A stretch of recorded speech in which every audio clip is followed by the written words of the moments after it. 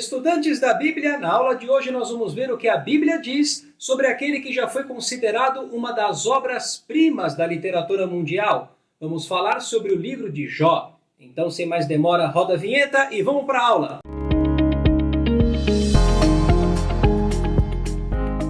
Antes de começarmos, não se esqueça de se inscrever em nosso canal se você ainda não fez, de curtir o vídeo, ativar o sininho e compartilhar o nosso canal com aqueles que você conhece que também se interessam por aprender mais da Palavra de Deus. Os livros da Bíblia estão divididos em seções. Quando falamos do Antigo Testamento, a primeira seção é chamada de Pentateuco, composta pelos 5 primeiros livros da Bíblia. A segunda seção é chamada de livros históricos, que vai de Josué até Ester. Com o livro de Jó, inaugura-se a terceira seção de livros de poesia e sabedoria, que vai de Jó até Cantares. A última seção é a seção dos profetas, que vai de Isaías até Malaquias. No Antigo Testamento, a voz da sabedoria é a voz da reflexão e da experiência, e não um simples mandamento ou pregação. No livro de Jó, Deus é visto como o Senhor fiel e justo, cujos caminhos, embora inescrutáveis, devem ser aceitos com fé até o fim. O livro de Jó começa mostrando para nós um homem modelo, alguém cujas características todos os cristãos devem imitar, sem as quais não será possível viver uma vida justa aos olhos de Deus. O livro de Jó começa assim: havia na terra de Uz um homem cujo nome era Jó, homem íntegro e reto, temente a Deus e que se desviava do mal. Os primeiros 5 versículos do livro de Jó pintam para nós um quadro que se aproxima da perfeição. Não sabemos quem escreveu o livro de Jó, mas pelo conteúdo do livro podemos concluir que Jó viveu na época dos patriarcas, provavelmente na época de Abraão, ou até mesmo antes de Abraão. Chegamos a essa conclusão por 3 motivos. Primeiro, porque Jó viveu mais de 100 anos, como também viveram mais de 100 anos Abraão, Isaque e Jacó. Segundo, porque as riquezas de Jó eram medidas pela quantidade de cabeças de gado, como eram também medidas as riquezas dos patriarcas. E terceiro, que na época de Jó não havia um sacerdócio ou uma religião organizada, como também era assim na época dos patriarcas. Jó morava na terra de Uz. Essa terra ficava a leste do Mar Morto, na mesma região que depois foi ocupada pelos Edomitas, descendentes de Esaú, irmão de Jacó. O que faz este livro ser tão conhecido até por aqueles que não são cristãos é que o tema principal abordado neste livro é comum a todas as pessoas, um tema tão antigo quanto o mundo e tão atual quanto a inteligência artificial. O sofrimento. Por que sofremos? Por que Deus, sendo bom e justo, permite que inocentes sofram? Essas perguntas têm assolado a humanidade desde a fundação deste mundo. Como homem, Jó é um exemplo a ser seguido, até que a calamidade bate à sua porta. E isso abala a sua fé profundamente. Jó era o homem mais rico do Oriente. Seus 10 filhos promoviam banquetes, começando na casa do mais velho até a casa do mais novo, e faziam questão de convidar seus irmãos e suas irmãs para participarem. Era uma família que fazia questão de passar momentos agradáveis juntos. Na eventualidade de, num desses banquetes, um dos seus filhos blasfemarem contra Deus, Jó já se adiantava e oferecia holocaustos a Deus por cada um dos seus filhos. E essa era a prática constante de Jó. Sem Jó saber, na corte celestial, os anjos se apresentaram diante de Deus e Satanás se apresentou também. Satanás tem acesso à presença de Deus. Isso derruba a teoria de muitos aí fora que dizem que Satanás está preso no inferno. Satanás acusou Jó de servir a Deus por interesse. Para testar essa teoria, Deus permitiu que Satanás tocasse em tudo que Jó tinha, mas que não tocasse nele. No mesmo dia, Jó perdeu todos os seus animais, todos os seus servos e os seus 10 filhos. Mesmo assim, a sua confiança em Deus permaneceu inabalada. No final do 1º capítulo, depois de receber as notícias de que ele havia perdido tudo, Jó disse o seguinte: Nu saí do ventre de minha mãe, e nu voltarei. O Senhor o deu e o Senhor o tomou. Bendito seja o nome do Senhor. Em tudo isto, Jó não pecou, nem atribuiu a Deus falta alguma. Satanás perdeu o primeiro assalto. No segundo assalto, ele acusou Jó de se preocupar apenas consigo mesmo. Deus permitiu um segundo teste, desde que fosse poupada a vida de Jó. Satanás cobriu o corpo de Jó de feridas, dos pés à cabeça. Ele pegava um caco de louça para se raspar, tamanho era o seu sofrimento. Nem a esposa mais o apoiava. Seus 3 amigos, quando souberam do sofrimento de Jó, foram lá para consolá-lo. Quando eles viram Jó, choraram em alta voz. Sentaram-se perto dele e por 7 dias só ficaram sentados sem falar nada. Tamanho era o sofrimento de Jó. Uma outra coisa que nós aprendemos no livro de Jó é que a ação de Satanás está dentro da permissão de Deus. A partir do capítulo 3 até o capítulo 14, um primeiro ciclo de debates começa. O silêncio é rompido por Jó, que amaldiçoa o dia do seu nascimento. Ele gostaria de nunca ter nascido e anseia encontrar paz e livramento na morte. Uma coisa importante para nós entendermos esse ciclo de debates em Jó é que, segundo a teologia ortodoxa da época de Jó, a prosperidade era a recompensa de Deus por uma vida justa, e a calamidade era o juízo de Deus por causa do pecado. Essa era a teologia defendida pelos amigos de Jó. E o que nós vamos perceber no livro é que esses amigos tentam de todas as maneiras, usando todos os argumentos disponíveis, convencer Jó de que se ele estava passando por aquele sofrimento era devido ao seu pecado. E o melhor que ele poderia fazer era admitir o seu pecado, confessá-lo diante de Deus, arrepender-se para receber novamente de Deus o seu favor. Os amigos de Jó muitas vezes vão questionar a integridade de Jó, porque na mente deles não era possível que o justo sofresse daquela maneira. Se Jó estava sofrendo daquele jeito, era por causa do pecado. Jó tinha que ter feito alguma coisa para sofrer daquela maneira. Depois desse desabafo inicial, o primeiro que vai argumentar com Jó é Elifaz. Elifaz diz para Jó que ele, que já havia ajudado tantas pessoas, agora estava provando do seu próprio remédio. Alguns dos argumentos usados por Elifaz nós podemos ver nestes versículos. Lembra-te, acaso já pereceu algum inocente? E onde foram os retos destruídos? Segundo eu tenho visto, os que lavram a iniquidade e semeiam o mal, isso mesmo eles cegam. Bem-aventurado é o homem a quem Deus disciplina. Não desprezes, pois, a disciplina do Todo-Poderoso, porque ele faz a ferida e ele mesmo a ata. Ele fere e as suas mãos curam. Não apenas esses amigos vão tentar convencer Jó de que ele havia pecado, mas também eles vão trazer muitos conselhos para Jó. E se nós analisarmos, esses conselhos são muito bons, mas não se aplicavam à situação de Jó.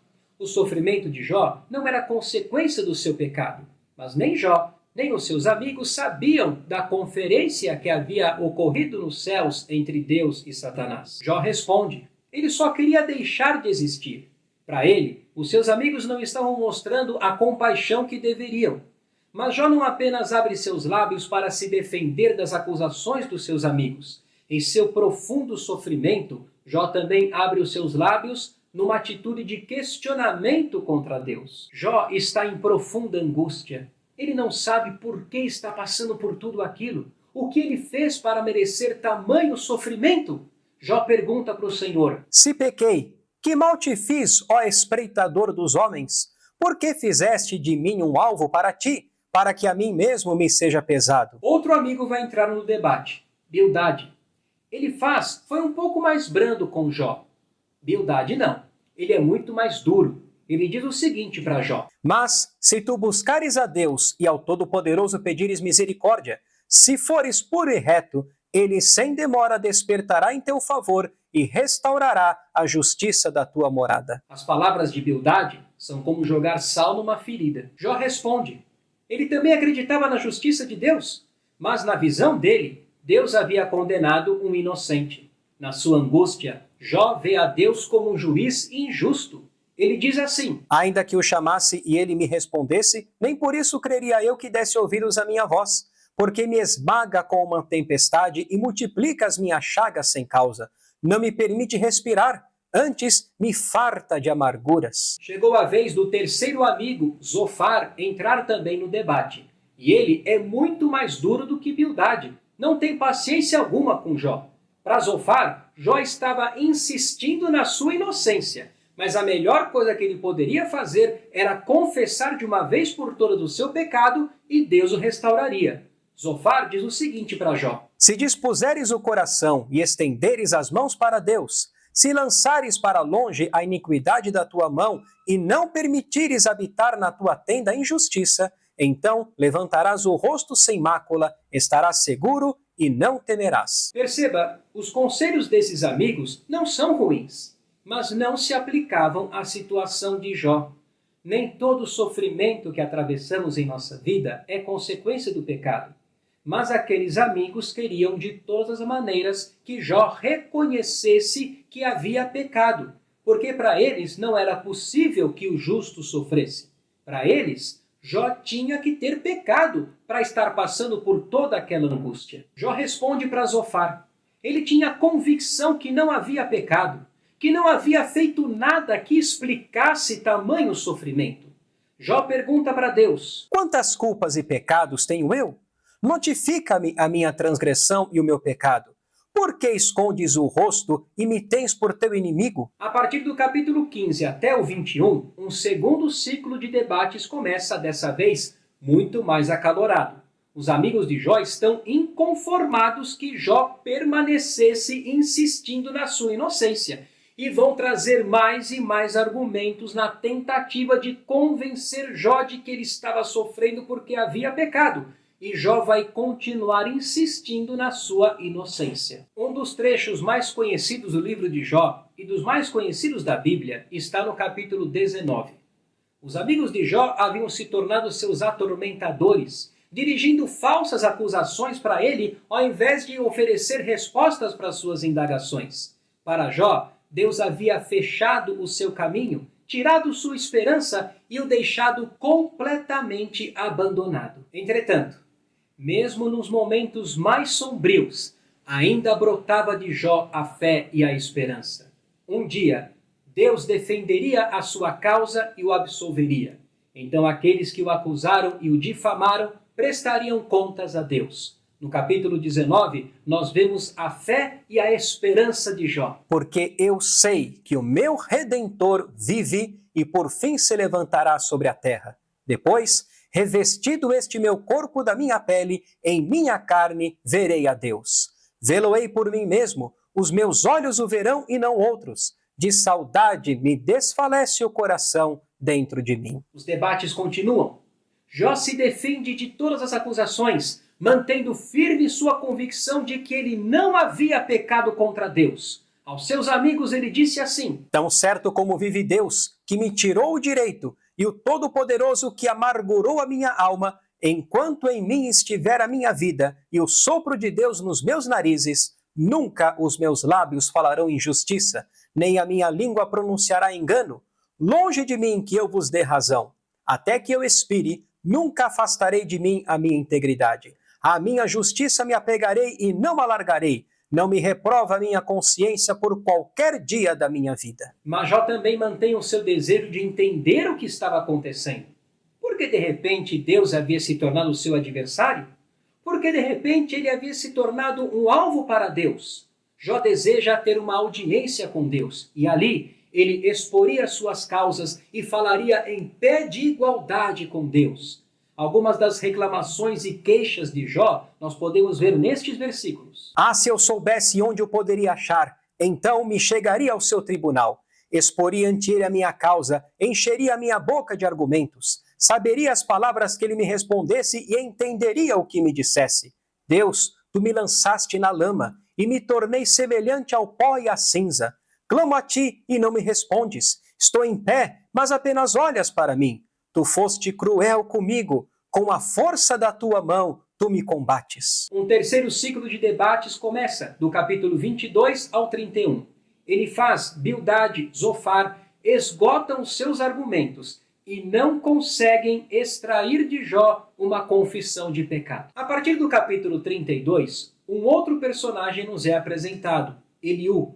E o texto nos leva a entender que Eliú, ele estava ali junto com os 3 amigos de Jó, junto com o próprio Jó, ouvindo as acusações dos amigos, ouvindo as defesas de Jó contra as acusações dos seus amigos, mas Eliú, como era mais novo, esperou que os mais velhos falassem, e quando terminaram os seus argumentos, chegou a vez de Eliú começar a falar. Eliú não conseguia mais se segurar e despejou seus argumentos num longo e ininterrupto discurso que vai dos capítulos 32 até o 37. Eliú comete os seus equívocos, mas ele é muito mais equilibrado do que os outros amigos de Jó. Ele traz algumas palavras de sabedoria, como nós podemos ver no capítulo 36. Eis que Deus é muito grande, contudo a ninguém despreza. É grande na força da sua compreensão. Se o ouvirem e o servirem, acabarão seus dias em felicidade e os seus anos em delícias. Porém, se não o ouvirem, serão traspassados pela lança e morrerão na sua cegueira.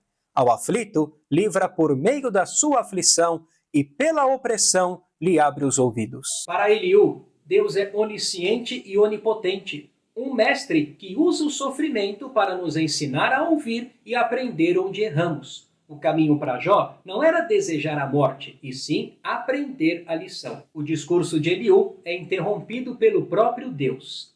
A partir do capítulo 38, Deus vai falar com Jó. Jó havia feito muitas perguntas para Deus, mas agora Deus vai fazer perguntas para Jó. Através de uma sucessão de perguntas, Jó vê a sua autoimagem diminuindo e seu conceito de Deus aumentando. Sua imagem mental de Deus era muito pequena. O Deus que confronta Jó é um Deus num nível bem diferente. De tantos questionamentos que Deus fez para Jó, 2 se sobressaem. Deus fala de 2 animais que impressionam aqueles que leem o livro. No capítulo 40, Deus fala o seguinte para Jó. Contempla agora o hipopótamo que eu criei contigo, que come a erva como boi. No hebraico, esse animal não é o hipopótamo, e sim o behemote. Acontece que a descrição feita desse animal não bate com o hipopótamo. Pelo contrário, a descrição é de um animal muito maior e muito mais forte que o hipopótamo. Por exemplo, Deus fala que o behemote, na cheia do Jordão, a água batia na sua boca, bem diferente do que aconteceria com o hipopótamo. A descrição que Deus faz do behemote nos leva a concluir que Deus está falando de um dinossauro, provavelmente o diplodocus ou o braquiossauro. Isso nos ensina 2 coisas. Primeiro, que homens e dinossauros conviveram. E segundo, que os dinossauros entraram na arca, porque Jó é pós-diluviano. O segundo animal aparece no capítulo 41. Podes tu com o anzol apanhar o crocodilo ou lhe travar a língua com uma corda? Na nossa Bíblia aparece crocodilo, mas no hebraico é Leviatã. A descrição que Deus faz do Leviatã não bate com o crocodilo. Por exemplo, Deus fala que o Leviatã soltava fogo pela sua boca. Eu nunca vi um crocodilo soltar fogo pela sua boca. Então, de que animal Deus está falando? Deus está descrevendo um dragão. Você sabia que na Bíblia aparece um dinossauro e um dragão? O clímax do livro está no seu final.